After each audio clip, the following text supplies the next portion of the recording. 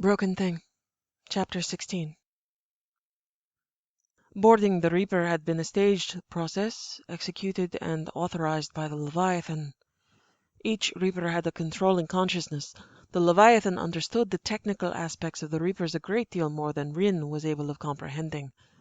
Rin lacked the intellectual framework of what was possible with Reaper technology, and in all the ways that Reapers shaped like Leviathan were resonant in ability. He would do his best to become educated as to possibilities. The consciousness investing the Reaper used that platform to navigate and maneuver. Internally, the Reaper housed indoctrinated drones. They were not necessary for the continued function of the Reaper platform, but were available for ground assault when necessary. As had been seen through collector agents, such as accounts of Harbinger from Spectre Orbistan, Reapers were capable of isolating and projecting consciousness from platform to platform. The Reaper's consciousness was not an artificial intelligence. It had not been part of the Reaper when it was built. It was not born. It was not inherent. It was the ghost in the machine, like a lighting fixture that was inert on its own, once connected, brilliant, and functional. Regardless of its origin or distinction from Rin's understanding of what consciousness might or might not be, the Leviathan understood it. They were able to suppress and control it as they could other consciousness. For the moment, the only function it provided was to report back in the ways that were expected, that all was well, as the Leviathan learned Reaper functionality and potential, what was required. Reapers had gained the ability to isolate and project consciousness from the Leviathan themselves. The Leviathan were still best suited to the task, indoctrination itself an inferior process. With the Normandy as bait, it was possible to preserve both the Normandy and Leviathan anonymity, which was critical to the Leviathan's ambitions. If the Leviathan decided that circumstances were not favorable to throw in their lot with the sentient creatures of this time, they wished to preserve their options to wait another 50,000 years without detection. In theory, Reapers would only be potentially and tangentially aware that the sentient creatures of the cycle had come up with a way to disable their platforms temporarily, but function was regained quickly and the consciousness reported back as usual. Reapers had multiple sources of maintained and gathered fuel and were self-contained and self-sufficient in that regard. According to the Leviathan, fuel was not and would not be an issue. Reaper technology on the subject was so far advanced as to be approaching the mythical perpetual motion machine. Biomass, elemental mass, radiation were all capable of being converted and utilized as fuel. There was housing and food for the drones that would be suitable for Rin and Cara. Theoretically, they could synthesize anything they might require with technology available on the Reaper. He was looking forward to testing that capacity. The Leviathan, to produce the least amount of damage internally to the Reaper's function, suppressed the consciousness of the Reaper other than basic all is well reporting as required. Fortunately, not much of that was required. The Leviathan then compelled each of the drones to move toward the airlocks, jettisoning them into the depths where they were crushed. It took 18 hours to provide a purge of the living with no damage to technical or structural systems.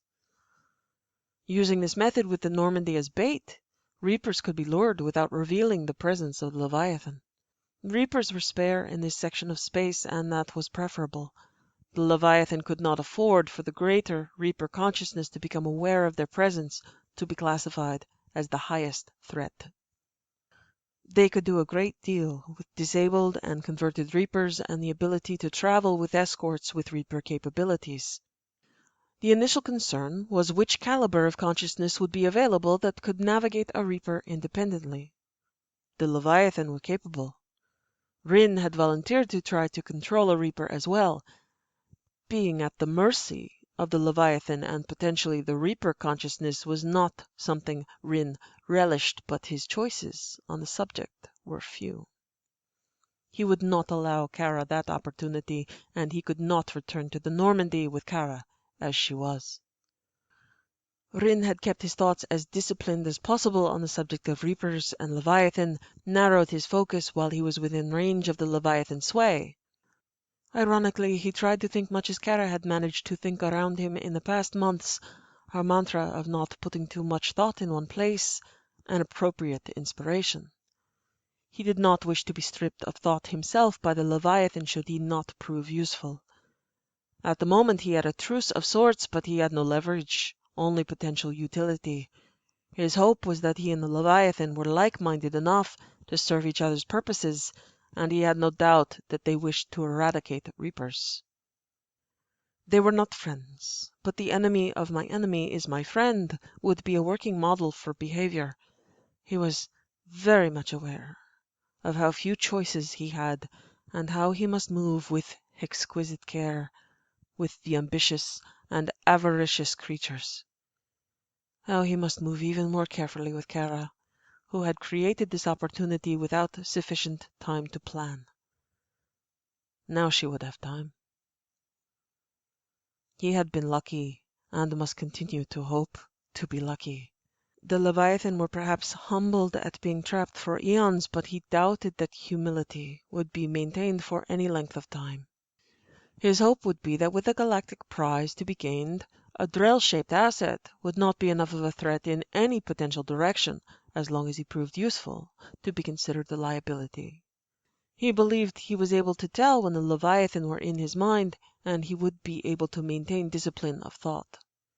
If he were not able to, there was nothing to be done about it. The inherent risks and required audacity, something one accepts when dealing with mechanical, projected, and ancient gods that required worshippers and sacrifice. The main failing of the Leviathan at this moment was their numbers. They could attempt travel and could maintain space travel without assistance, but their problem had also been Cara's problem while held captive. They needed to strike once and definitively, or they would be destroyed. Other than manipulation of consciousness, which required a closer range than Reaper weapons, they had no weapons and were vulnerable in space. If Reapers quarantined or blitzed Despoina, they could be eradicated with conventional planet-destroying weaponry. A small population of Leviathan had traveled to this planet undetected before their species had been eradicated, having once ruled the galaxy. It was possible there were other Leviathan also taking refuge, but their locations were unknown. They must proceed as though the population of Leviathan upon Despoina, approximately 20,000 creatures, were all that remained. There were far more than 20,000 Reapers. Theoretically, infinite Reapers, energy not being a concern, the raw power of the galaxy turned into these creatures as needed. 20,000 Leviathan could possibly, however, find a way to hijack other Reapers one by one, and by educating and appropriating other consciousness to be able to manage a Reaper on their own. As allies, it was possible to fight Reaper technology with its only potential successful foe, Reaper technology. Given those numbers, and the potential of Reapers being hijacked into their service, there was a tentative path to victory that had occurred to Rin. A victory for the Leviathan, a victory for Rin. Not likely something Cara would consider a victory, but that was why the Leviathan had negotiated with Rin in the first place. It was unlikely that Cara would have remained their ally for long. He had communicated his potential plan and thankfully small ambitions to them. He wished to survive with Cara, with her left in his care after whatever conquest took place. As Drell and Shepard were both such short-lived creatures, he imagined it amounted to a Kirik beetle asking a Drell to be permitted to live for 10 more minutes and die a natural death rather than being crushed on their heel. The fact that he was so insignificant in their eyes was his only potential advantage, that what he wanted from them was not a cost, not a concern, only that he be permitted to make his own way. One human woman, one Drell, more or less, would be nothing to them. The Leviathan would wish to rule the galaxy again, their kind being the creatures that had begun the cycle of reaping. Rin imagined their thoughts, this planet the center of a potential reseeding of their kind. That would take time. There was not much that Rin needed to hide from them. He did not care if they wished to retake the galaxy. Cara's goal was to defeat the Reapers, but Rin did not owe her that. What he owed himself was to understand the needs of the Leviathan and be of use to them, which he would be. The Leviathan could oppose the Reapers, and smaller creatures, forewarned, could perhaps retreat somewhere safe with guaranteed infrastructure. Perhaps within a Reaper. It was possible, if he were capable of controlling one. If they were potentially infinite as a resource at the height of conflict, one Reaper more or less that presented no threat to the Leviathan with a Drell and a human inside might be permitted to escape their notice while they were distracted with greater ambitions. Galactic conquest would be a matter of epoch, and Rin wished only to survive another 40 years with her at his side. He might reconsider that ambition, considering what he had learned and what had become possible with modular consciousness. If he could fabricate a body. If he could isolate and project consciousness into a ship, he could do the same with a body using Reaper capability and theoretically be immortal. And so could she. He would have to decide whether or not that was something he desired. He could certainly extend his life expectancy until hers expired. She would theoretically live 80 years longer than he would. In the present moment, he could not imagine eternity being long enough to spend with her, and if that ended up not being true, immortality as an option was something he could always opt out of experiencing. Theoretically, relationships paled as time passed. He had never experienced a relationship, and perhaps he would learn that truth eventually, at which time he would have open options. If she ended up delivering godhood and immortality to him, he would certainly be grateful enough to at least consider the possibility. He must take care, otherwise all the Leviathan need ask would be, ironically, "What do you not wish to tell us today, Rin?" The main thing he did not wish to disclose was that he was incapable of trust, and whatever bargain was made, he would not allow himself to believe they would allow him to benefit without him exerting leverage, and he did not believe he would ever hold leverage over the Leviathan. He must be humble. He would not ask them for a Reaper of his own. He must arrange to take one, if that were an ambition he treasured. It would be arrogance, the sort Cara had attempted, to tell these creatures what they must do for him. He was aware he must do for them, and then be scarce. They would promise anything he asked for in his hubris, and then when he attempted to collect, bargain fulfilled, he doubted very much so that gods would retain any sense of service to a minion. He had best be gone with her before any summit honoring his contributions graced his calendar. He would still ask for something, and he had, carefully. He had asked only for her. That was expected with his avarice, a known quantity. Leviathan would wish to defeat Reapers and subjugate all life. That would always be their ambition. That was truly why working with Rin was of greater utility than working with Shepard, who might limit their diaspora or grow concerned about their ambitions. How to keep her mind from turning in that direction was a challenge. How to keep her mind from turning in their direction and being persuasive, also a challenge. In the meantime, Leviathan and Reapers were each other's natural enemies. He could possibly escape wrath or attention through application of utility and guile. He need only avoid the crossfire of the gods. Not that those goals would be easy, but there were more possibilities today than there had been yesterday. While he had waited for the Reaper to be purged of organic life, Rin had kept his consciousness to personal pleasures and goals, first and foremost her body. He melted her cold with his hands until she was warm and pliant, welcoming. If the Leviathan were capable of reading his mind while he was unaware, their first and main experience of him would be his experience of her, as the center of his world, consistent with his stated goals and motivations. Deceptively simple and an elegant solution to the three problems he faced. Lulling Leviathan, lulling Cara, wanting her until his body ached, an end to experiencing distance from her as pain. He abandoned all thoughts willingly to explore her in wind and rain.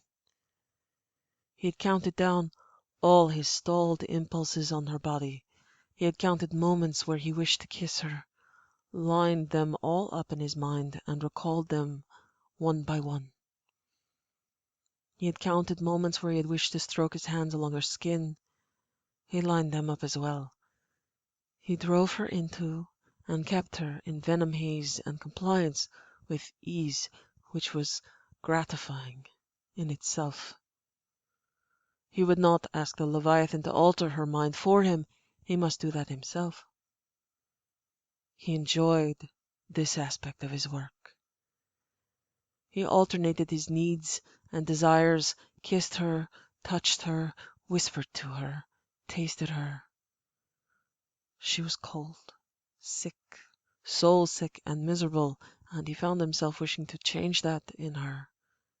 His desires, even those counted, were less about her on her knees for him than him on his knees for her, until she was warm, moaning, whispering that she was his, and digging furrows in his skin with her repaired nails. Her nails were shorter than they had been, but she still enjoyed marking him with them. Images of times he'd driven inside this woman at Beckenstein had flooded his mind. She'd screamed and scratched at him, had demanded merciless and more from him, and he had given her what she wanted, until his lungs burned and muscles were stripped of strength, until he could not breathe without pain, until his vision blurred. Invariably, she could not walk the next day without pain. He remembered carrying her to the bath with weak legs, his hands in her tangled hair, the magnificent hint of smug in the smile on her face as she surveyed scratches she had drawn on his skin with nails he had painted for her. He moved slowly, gently, carefully, and she turned, as she always did, in her envenomed dralafa mindless moments to restless urging, her hands on his shoulders, gliding down his sides, her hips twisting against him, her moans released to the rain, and her lip between her teeth until his lip was between her teeth. As always, she would scratch at him and bite, and he would allow it, revel in it and her, and then he would hold her down, her hands held over her head or behind her back, fingers entwined with hers or around her wrists, most often her mouth and hands occupied as she wished with his. She demanded it, him, them. Her body knew what she wanted. She grew impatient with patience. She grew frustrated with gentle. She tried to prove she did not want him for his venom and the pleasure he brought her, some part of her insisting still on love over lust, but, Cara, that is a lie. I know it, and you prove it, again and again. You grow far too enthusiastic, and I do not stop you. You ask if you demand too much of me, and you do. You always have, but I will not answer yes. You will drive me to exhaustion and death, and ask sweetly if what you demand is too much, as though you asked for a book on the table to be passed to you, rather than every ounce of strength and guile I own. I tell you, he is yours, and it is not a lie. He began again the gentle and patient path that led to her nails down his back, to where her endless and hidden well of hunger and pain was expressed, a well he had found and uncovered. She was the storm, wanted to feel that she could struggle, but would never be released, would always be wanted. He recalled the sting of her smug smile and light fingertips along furrows she had made in his skin, surveying her work. She enjoyed marking his skin, but she would never say so, except with her eyes and her smile, her fingertips close to the pain she had wrought, but not too close. Never the same place twice, as though she had a map of his body and she filled it in, furrow by furrow, plowing her field diligently. Regardless of the loss of her overarching personality and ability to seem like Commander Shepard in front of others, at the moment there was no need for that. He found every new mark on her body, memorized her again. She dug new furrows in his skin, demanded and bit and scratched, counting down her own missed desires. She was not Drell, was not orderly and discreet in her moments as he might be. He might remember a patch of light when they sparred, lighting her hair, something that made him reach for her. He had the luxury of gentle and measured, of responsibility for her happiness and comfort, health and vivacity. She was none of those things, neither discreet nor responsible. Her storm was not meteors or aurora, but the tornado laying waste, out of control, and determinedly so. She had missed him by any name. She might not know who he was, but she knew what she wanted from him, and she took it. He had kept her in the rain until his hands could no longer warm her, until her core temperature dropped and the shivers from her skin were not in reaction to his hands, the rain, or her coming in tight shudders around him any longer. Her teeth chattered uncontrollably, her skin blanched to grayish. Yet, true to Cara's nature, instead of her hands falling away, they dug in deeper to hold on to him. He drove her to exhaustion, not far from her starting point of falling to the deck after speaking to gods that were foreign and an environment that was foreign, both willing to kill her.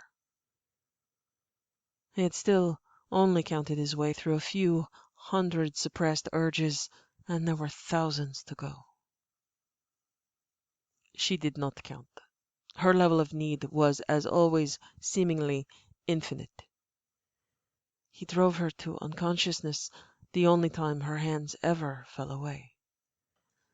She had driven him, in fact, too near unconsciousness. He carried her back to the shuttle and used the emergency supplies there to dry her, warm her, clothe her, and, yes, restrain her, before retrieving what was salvageable of their gear, her armor, and their weapons. Despite what he had told her, he would need to resort to restraints. Beckenstein had hostages and a perimeter and his watchful eye. Now they would both be in an unknown, easily exploitable environment with no perimeter, and watchful Leviathan, who might grow curious about her, might speak to her. Assuming that she would be predictable or even effectively threatened while not directly under venom and in his arms would be a deeply foolish error. Testing her compliance was problematic. She had warned him that at a certain point she would no longer accept his threats. She might consider Vicarian to be acceptable collateral damage at a pragmatic turn to her strategically fluid personality, and it would be unwise to underestimate her. If she were to consider that he was thinking, if not already at the point of foregone conclusion, that ultimately the Leviathan would rule the galaxy. All the potential trust she had in him that he had placed in her mind would not keep her from killing him as efficiently as possible, and absolutely no hostage would serve against that, not even Vicarian. He must behave always as though that were true from this point forward. For her to catch a glimpse of that endgame would end whatever partnership they shared or appeared to share. Was it even possible with her mind that it would not occur to her? And soon? Her capacity to learn, as he had stated often, terrified him. She had enough information to come to the correct conclusion, but not proof. Just as Vicarian now had enough suspicion to suspect that Thane was smarter than he seemed, Cara more cooperative than a chip would allow, Celis not what he seemed. The missing piece that was undiscoverable would always be venom, and Marcus Enger knew nothing of venom, and neither did Vicarion. It had never been a possibility to allow Cara to consider Vicarion a refuge. Love him, yes. Attempt to turn to him, ever. No. If at all possible, Vicarion himself would force Cara to some sort of revelatory confrontation, and Cara herself would choose beyond compulsion and beyond suggestion in a clear moment that Vicarion was only a counselor to her and she could not see him. It would be best for everyone involved. Of course, it might also get Rin killed, but that was already a redundant risk that did not keep him from future reward. Marcus Enger had been an unfortunately composed creature that Thane Krios allowed to live, because Cara wished it to be so, but death would have been easier for the man. Marcus had watched for years, had done his job well. His mind was another avaricious, familiar place, but Marcus made the mistake, as Vicarion did, of coveting a woman that did not belong to him. Marcus made the mistake of owning and abusing slaves of his own, chipped women he had used to try to duplicate the effect he'd seen Krios achieve with Thralafa. Marcus had confessed to Vicarion just exactly enough to suspect, to fear, and Vicarion would still have a path to life if he listened to her and allowed Marcus's poison to rinse off as she advised. As you wished, Thralafa. I kissed a frog in your name, and that frog whispered to a counselor and poured poison into his ear. What would gall Vicarion most would be the suspicion that Cara was complicit, and would confess to the same. Marcus did not have cirrhosis, but would wake every day with the fresh realization that he had been recently diagnosed with it, and that he would die soon. He would disappear into seclusion, live out what he thought would be a miserable and paranoid short life. His life would grow into an endless series of days of a miserable, paranoid, and long life, where he feared Thane Krios and cirrhosis, and his hair grew grey, and he was never free of the delusion, never gathered friends to correct his sense of time repeating itself, or kept another slave. He would be alone with himself and the inside of his own mind. He would disappear somewhere with his delayed but also serendipitous opportunity to have a new name and keep his earned fortune. He would occasionally hallucinate the flash of iridescent green scale in the periphery of his vision, and would have nightmares, but would otherwise live a long and hag-ridden life, as Thane had felt appropriate. Most of the staff had been provided with equally serendipitously available exit packages of new identities, reunited with families, as Cara had wished, prosperity to the second generation. In truth, beyond that, money was not an obstacle to fulfillment of her wishes. Every member of staff with their planning had survived relatively intact, except for Marcus. Marcus he claimed for his own. Had she been inside Marcus's head, no doubt she would have forgiven him, imagining that his years of forced service caused him to be that way. He was born that way, Dralafa. Alive, as you wished, yet never free. Vicarion set his own fate with just enough truth to choose his path. He would allow Cara her choices or not, question her requirements as his Ava or not. Attempt to confront or kill Celis or not, whatever he chose, Rin would be forewarned and forearmed. Vicarion had let both Itran and then Marcus Enger walk into his office without being sufficiently searched. The counselor's office was redundantly bugged with a separate device delivered for transportation of transmission module away from the tower, a signal never originating from his office. Comparable devices had followed him home. Vicarion was under contract to end his life, but those contracts would only be activated under certain conditions. Rin's death alone would not trigger it. Rin risked his own life on this path, and Vakarian was only subject to pain or suffering beyond what he had already experienced should Cara herself make it necessary. If a swarm of husks were to take Rin out, that would be a death he earned for himself. Before they engaged in combat, he suspended his dead man switch, reactivating it upon the end of a mission. If he were denied omnitool access outside of that perimeter, there was a timer of a week. He must prevent the counselor's death through access to his omnitool. Should Cara wish to imprison him and be unwilling to speak to him due to well-earned suspicions of priming commands, that was the risk she took. She had sufficient imagination. He need only tell her possibilities, not probabilities she could prevent. When the Reaper was available for boarding, Rin was still awake. There were abundant alertness aids on the shuttle as well as food. Whatever else he needed should be able to be located or fabricated on the Reaper. Spare emergency clothing on the shuttle was utilized in the meantime. She did not have her armor or weapons, though those were preserved and cleaned, with the only loss being her undersuit, cut from her body and given to the sea. He was not yet exhausted, though combat, mind contact with Leviathan, biotic use, and sex had worn him down, but it would be long before he could sleep. He had watched her, checked every 15 minutes, neurological checks and monitoring of decompression sickness. She recovered quickly, slept for 10 hours, having spent 2 hours in the rain with him, an hour while he made certain she was warm, dry, restrained, as comfortable as possible while restrained, her clever hands covered in layers of cloth to rob her of any dexterity, and then secured with hand-tied cord, not trusting to mechanical or technical restraint otherwise because she was Cara Fanning, and that was to be feared and respected more than the fact that she was Commander Lal Shepard. Her feet were bound, the binding secure but not damaging to her circulation. She was on her side, sleeping on a long bench, hands bound behind her back, and that binding secured to the wall. To leave her comfortable in that position, he did not move her or keep her in his lap. He must think. He did what she often did.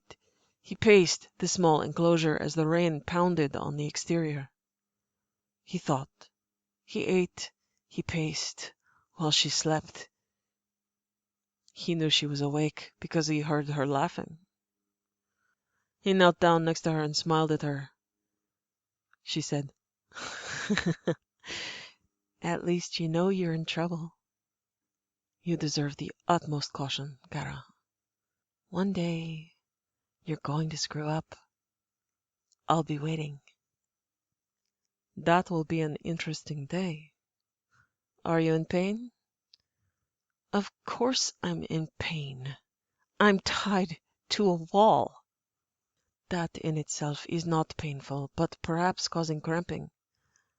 "Perhaps? Definitely. Come on. Let me up." "Absolutely not." "I know it doesn't look like it, but I'm feeling better. And I think you are in so much trouble. Only some of it is from me." "You are correct." "Yeah, that's why I'm tied to a wall. It's very distracting." "You're a sick man, Zinar." "Yes." He'd counted new desires while she slept, played some of them out, his knuckles along the side of her cheek, along her jaw, gazing into violet fire that wished to leave him a singed husk and a scorch mark. He smoothed the fingertip along her eyebrow and said, "I apologize for the lack of amenities. I cannot entertain you every moment or arrange for it to be so. So I'm just going to have to sit here and think, huh? I wonder what I'm going to think about. I'll be certain to ask you." "Let me up." "Absolutely not. Come on. I have to pee. Reapers and Leviathan are important, yes, but I have to pee. You'll tell any story, won't you? No, that's you. I can tell the truth, occasionally. This leaves me with some procedural difficulties. Yes, you have it very hard. Now! Don't use the word hard, Cara. I'm distracted enough. He leaned forward and kissed her while she fussed and squeaked and could not back away any further. He didn't put her under venom too quickly, enjoying her fade and falter. He pulled back and watched her face, his hand gliding along her waist to her hip. Voice commands have been disabled in the shuttle, I am afraid. There are at least 17 ways I can conceive of how you could kill me here, given your freedom, for approximately 7 seconds. She glared at him. There are a lot more than 17, and I don't need that long. Just let me up. I'll take it from there. So I imagine. I have been distracted. As I mentioned, a lovely woman reminded me how much she missed me. It was true, and she would certainly not argue that point or attempt to deny it. Her eyes traveled to scratches along his throat. He had not asked her to forget a moment of it. She smiled at him, the smile that always sent chills down his spine, where she was seeing exactly how he was going to die, the 18th and the 19th, and all the ways she counted her desires flashing in her eyes. He stroked her hair back. If only we were safe at the estate, Dralafa. Safe isn't going to happen out here, Senar. Kiss me and get it over with, because you're afraid I can kill you in far more ways than you can imagine yet. I am not afraid. I know you can. It will not be over soon, Cara. You deserve the utmost caution and care.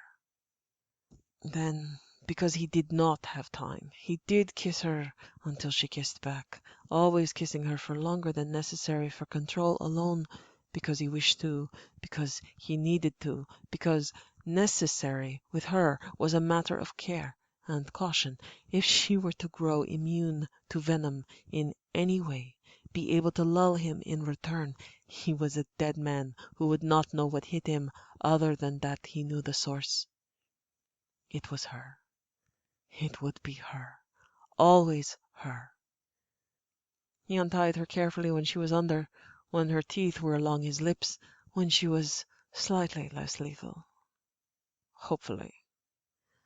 They would be leaving soon, descending, and he did want her awake for that, to remember the entry into a Reaper together. Some memories he altered, but some he created and allowed to speak for themselves.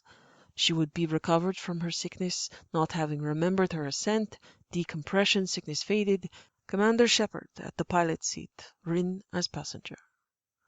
Leviathan would be a submerged concern.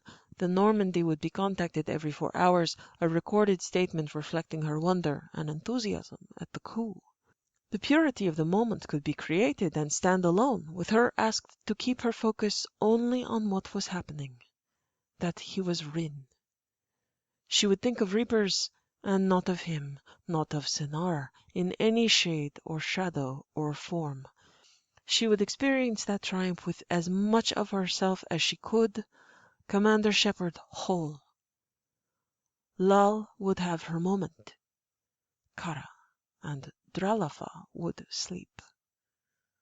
All that mattered at the moment was that he would be there with her.